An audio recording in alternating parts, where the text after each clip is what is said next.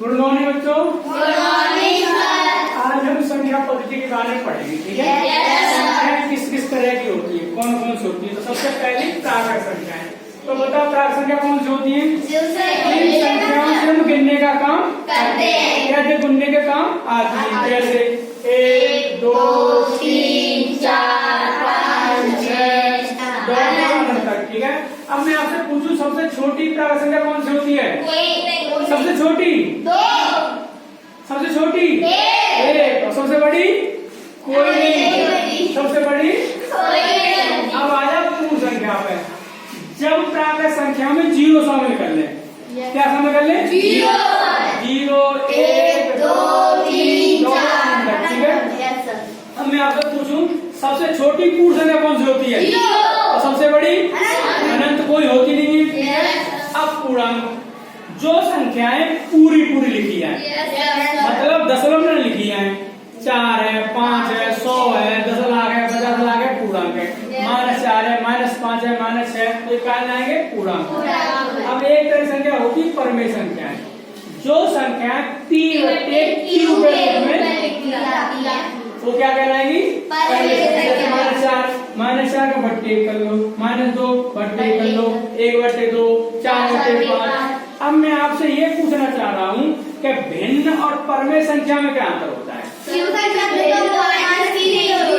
भिन्न कभी भी माइनस की नहीं होती, जबकि ये -4 बटे का भिन्न नहीं होगी, -2 बटे 3 भिन्न नहीं होगी, लेकिन परमेय संख्या होगी। बात में आ गई?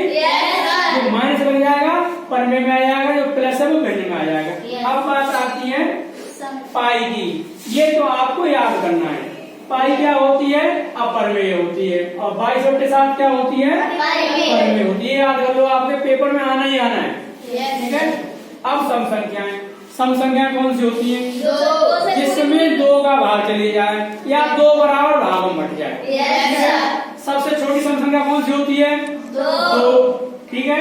विषम संख्या जिसमें 2 का भाग न जाए या जिसके 2 बराबर भाग न हो, ठीक है? अब भाज्य संख्या। भाज्य संख्या क्या होती है? जो संख्या किसी अन्य संख्या से कट जाए, किसी अन्य संख्या से कट जाए। सबसे छोटी भाज्य संख्या क्या होगी? 4, ठीक है? तो ना 1 कटती ना 2 कटती ना 3 कटती। 2 कटती है लेकिन अपने से कटती है, तो 2 भाज्य तो हो सकती है, वो सॉरी सम तो हो सकती है, लेकिन भाज्य नहीं है। अब भाज्य संख्या क्या होती है? जो खुद के अलावा किसी से तो सबसे छोटी भाज्य संख्या क्या होती है? 2। सबसे छोटी भाज्य संख्या 2 में आ गया? देखो इन दोनों का हम वेन डायग्राम बनाएं, प्राकृत संख्याएं और पूर्ण संख्याओं का, तो कैसे बनेगा? देखो इसे साफ कर दो सर। देखना समझ में बात को, ठीक है? मैंने ये बना दिया तुम्हारा ये प्राकृत संख्या। क्या बना दिया? और इसी में शामिल कर दो क्या? 0। तो ये क्या हो जाएगा? पूर्ण संख्या। क्या हो जाएगा? 1 2 3 4 4, ठीक है? 3 4। अब मैं आपसे पूछूं ऐसे ही कि परमेय और भिन्न का डायग्राम बनाना है, तो कैसे बनाएंगे?